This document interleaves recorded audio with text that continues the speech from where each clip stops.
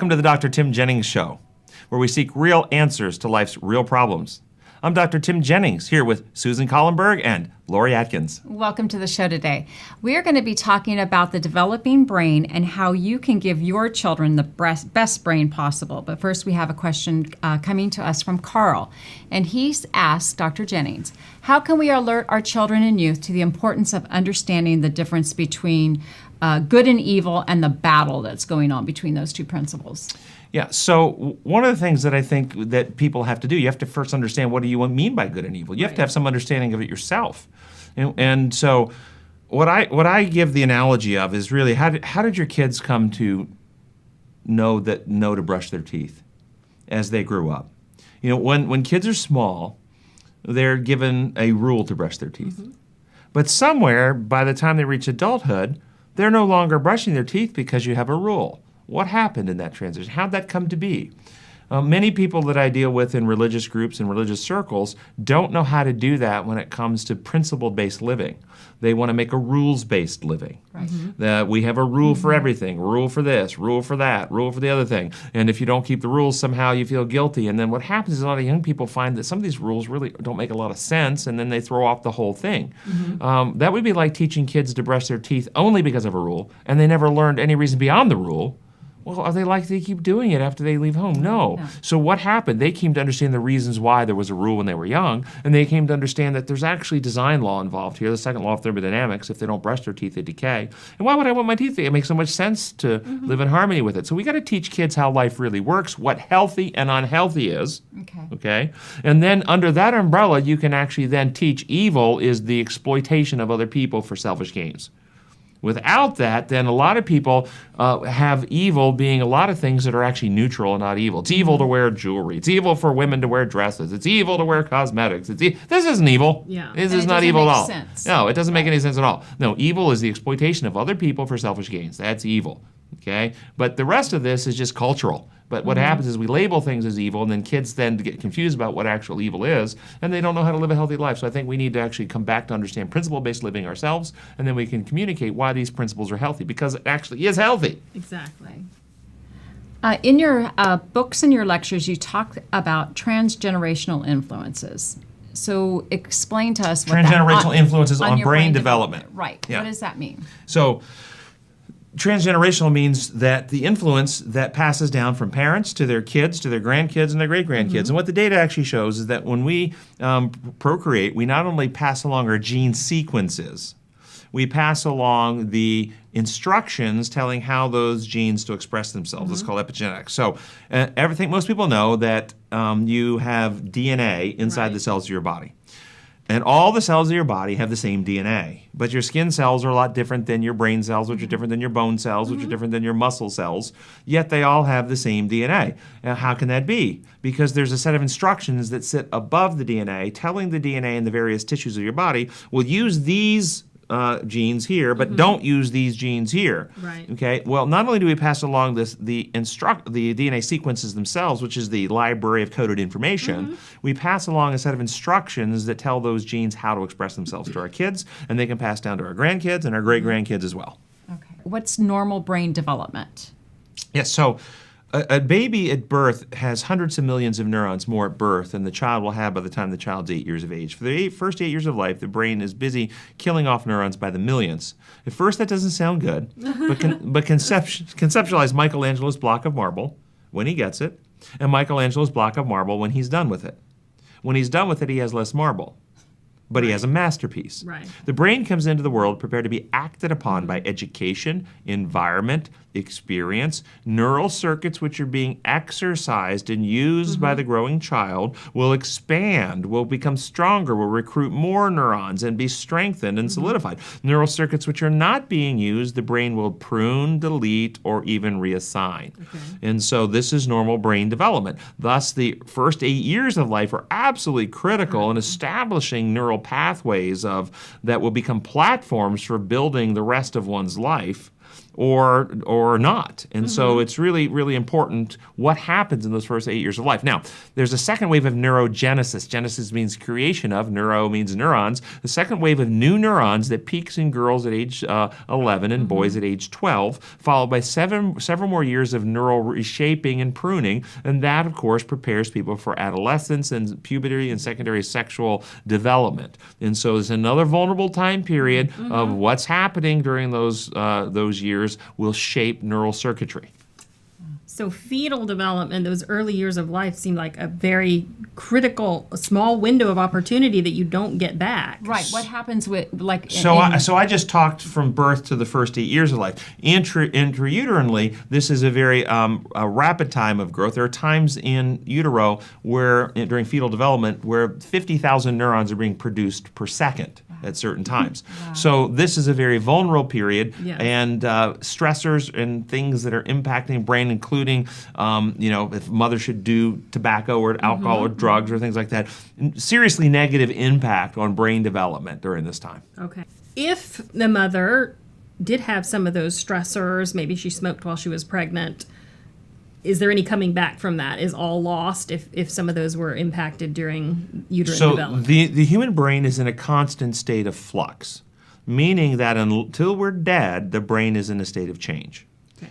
So regardless of the starting point, either we're doing activities that are healthy, and regardless of the starting point, then we will become healthier, and our brain circuitry and brain health will get healthy, or we will do things that are harmful, regardless of the starting point. Okay.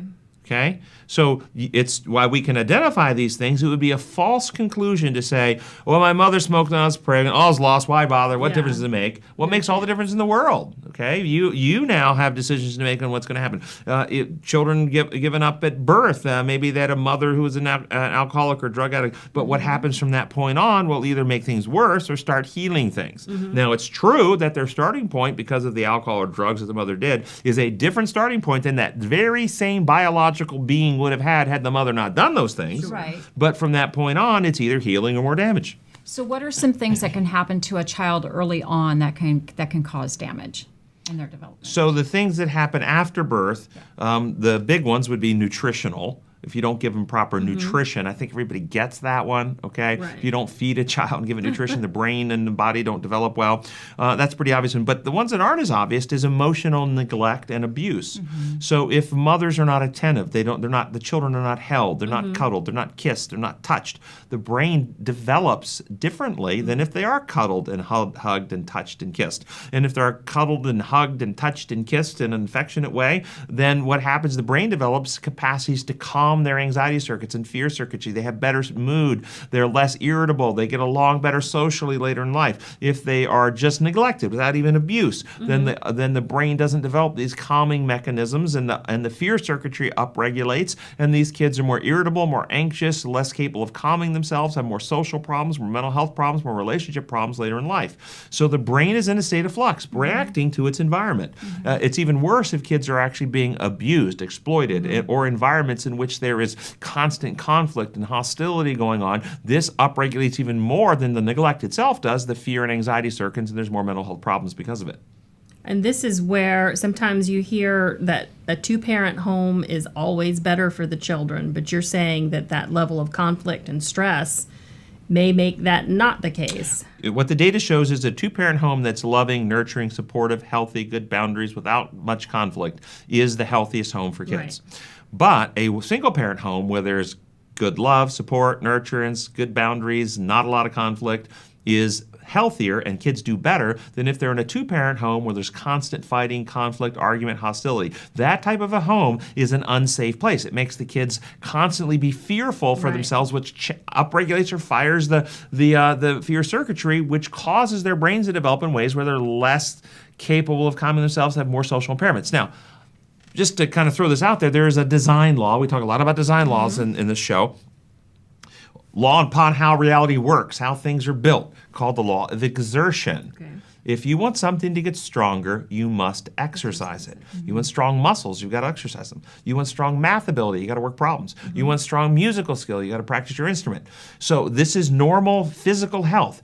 Thus, when you are exercising anxiety and fear circuits because you're in a chronic environment of threat or neglect, then you're growing the fear circuitry stronger. You're undermining the development of the prefrontal cortex, and thus kids come into adolescence and adulthood with distinctly different brains, less capable of processing their emotions, less capable of calming themselves, more impulsive, more moody, more likely to act out aggressively, turn to substances because they don't have a brain that can do it for them. Calm themselves for them. Makes sense. So how does things like television come into play? So television also, so theatrical now, we're talking theatrical television, not educational television. Theatrical television's primary effect on the brain is to activate your emotion mood circuits while simultaneously suspending the circuits right behind your forehead where you reason, think, plan, organize, prioritize, self-restrain, calm yourself. And if our listeners doubt me, now, by the way, this is an educational program, okay? Right. So this is a program that's not going to damage your brain, okay? Exactly. But theatrical programming has its primary effect to cause a mood reaction, to get you to laugh, get you to cry, get you frightened, get you stressed, get you anxious, get some emotion. And the bigger the emotion, oh boy, that was a really good show, Right. okay? If you doubt me on this, next time you're watching your favorite show, try to think about it.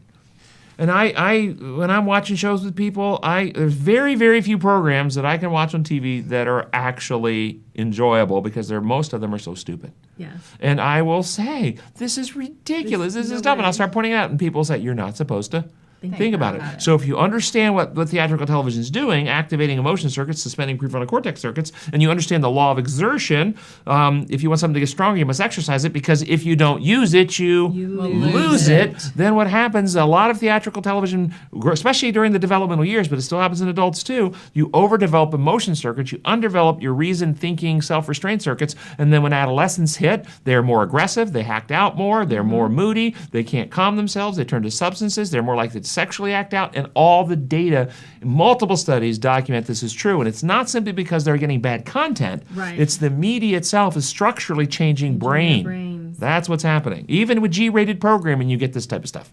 What about social media, video games, all that? Okay, so those are two separate things. Yes. Video game, people ask a lot about video games. So clarify, theatrical television, it's not primarily driven by the content. Okay. It's the media itself. Theatrical television's effect on the brain is to exercise emotion circuits while not exercising reason and thinking circuits. Okay. So you understand the law of exertion. You exercise your right arm, you don't exercise your left arm, you will see over time they're changing. Exercise emotion circuits, don't exercise reason circuits. Your brain changes over time. You're more moody, you're more irritable, you can't process your emotions, you can't self-restrain, you act out, and so forth. Right. That's what theatrical television is doing. Okay. Even if it's G-rated theatrical programming. Right. Okay. Video gaming doesn't work that way. Video gaming actually, it's not designed to simply to activate your emotion circuits while suspending your reasoning circuits. It doesn't do that. Video game actually activates your higher cortex. You spend a lot of time organizing, planning, strategizing, cooperating with other team members, anticipating. So there's a lot of prefrontal cortex activity going on in video gaming. So video gaming is not the media. The media is not the problem. Okay. The problem with the video gaming is the content itself.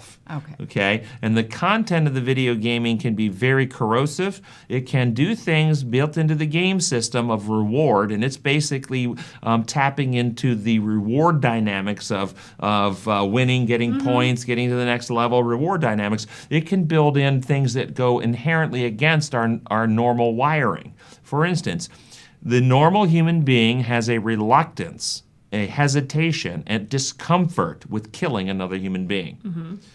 Okay. And there's some part of you that goes, it's built in, it's wired in. Right. Okay, it's the normal reaction.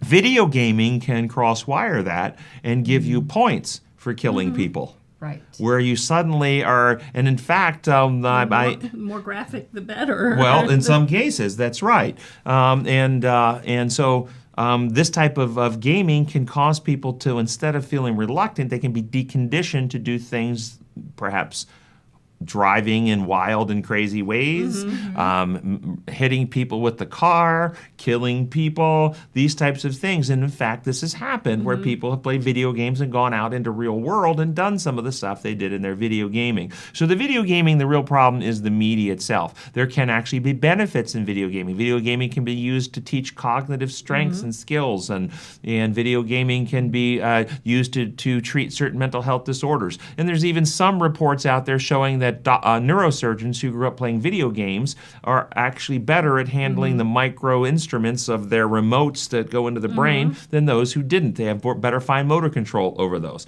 So there can be some benefits of video games, so we have to be careful. It's really content driven. Okay. How about social media? Social media is we're still uncovering and learning. I haven't seen a lot of information on developing little small children in social media. I think we all know that there's risk of exploitation of kids in social media, but the bigger problem with social media is the middle schoolers and adolescents. And the middle schoolers and adolescents have this sense of, I'm going to be missing out on something, and so they expands their peer group, and peer pressure is huge already. And then what happens is there's this insecurity that's normal in the adolescent period that people have to work through and find themselves. But in the social media, they can be humiliated, embarrassed, put out, bullied. And so there's a lot of damage happening in social media. And I really don't think social media is in any way healthy for kids at all. Right. If I had a child at that age today, my child would not have any social media accounts. They wouldn't be able to get on social media at least until they're in college. They have to have some sense of who they are and be at peace with themselves, and have some sense of maturity and self-restraint, because the social media is really, I think, damaging to developing kids. Agreed. So in school systems, there's a lot of emphasis on the 3 R's, cognitive learning, but is it completely helpful for a childhood developing brain to do nothing but schoolwork and have no rest or relaxation? This is a brilliant question. There's a lot of arguments in the community. What we've discovered with the neuroscience, the brain science, are the motor pathways in our brain that initiate motor movement, which are the pathways that are dysfunctional in Parkinson's disease. Right. If you ever seen someone with Parkinson's disease, and one of their problems is they have difficult time initiating motor movement, okay? Right. Yeah. Well, not only do they have difficult time initiating motor movement, they have difficult time initiating thinking, because the same pathways that initiate motor movement initiate thought processing. Unless a Parkinson's patient, not only have their body slow down, their thoughts slow down. But when you treat them with medication where they can move again, they can think again. Okay, so it's really critical. And then the part of the brain way in the back called our cerebellum, and everybody knows that helps coordinate smooth movement, where we can dance and coordinate our movements very nice in sports and control our bodies. Okay, that's the cerebellum.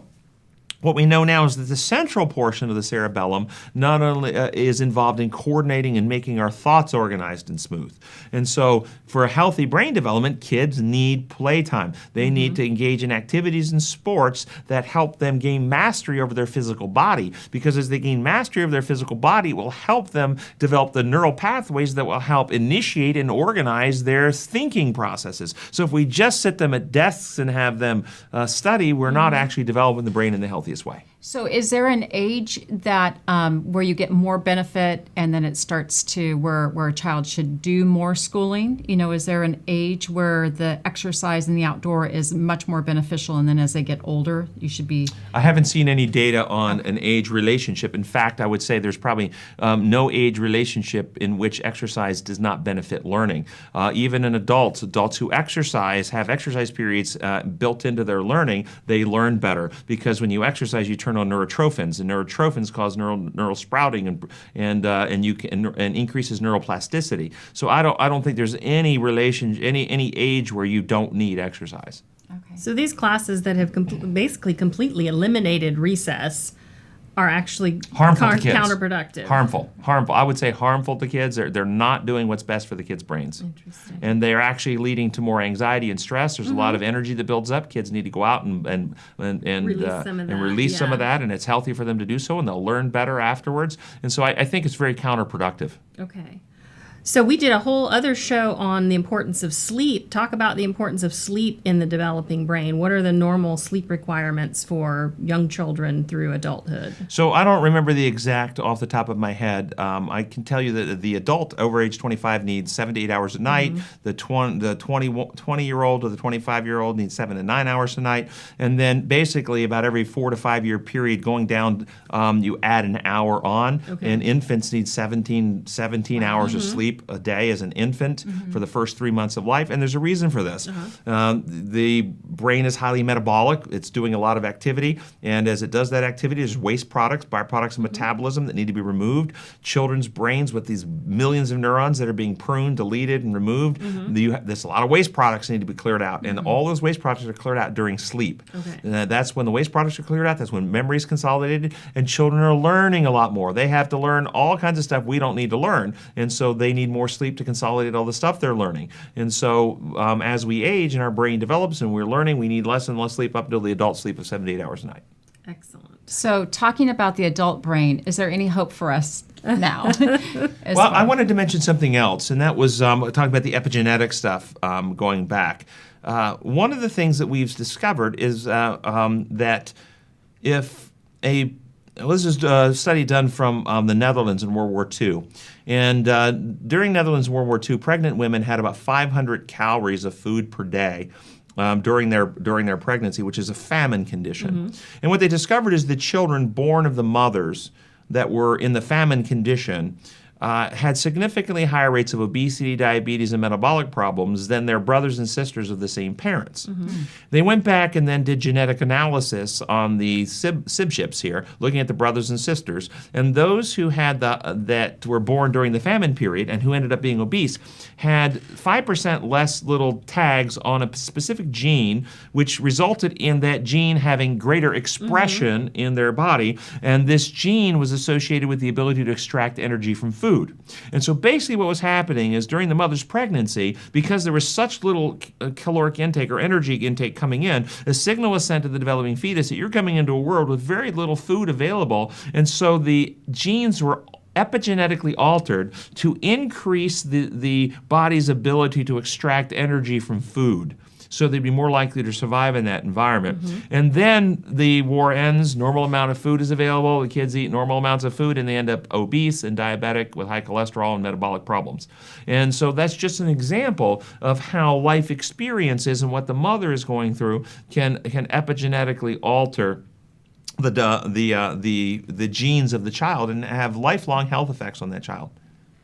Well, and you've talked about some of these epigenetic changes being capable of being passed down not just to the children, but to grandchildren and great-grandchildren who didn't experience And I would suspect that would be true in this particular. This hasn't been followed long enough yet, but I suspect that would be true in the children here as well.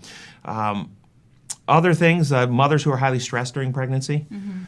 The mother's highly stressed during pregnancy, her stress hormones will cross the placental developing the placental barrier and the developing fetal blood-brain barrier and alter the braking mechanism in the child's brain that breaks or calms their stress circuitry. So a child whose mother is highly stressed during pregnancy will be born more irritable, more anxious, and less capable of calming itself than that same child would have been had the mother not been highly stressed during pregnancy. And that is their starting point. Right. And if we add then in what we talked about earlier, if then there's a lot of nurturing and love and huddling, cuddling, and so forth, then those things will begin calming and building the network that help calm the braking mechanism. But if there's neglect, if there's stress, and other conflicts going on in a child, that will even make it worse. And the children will then grow up with more mental health and social problems than they would have been had mother not been highly stressed during the pregnancy.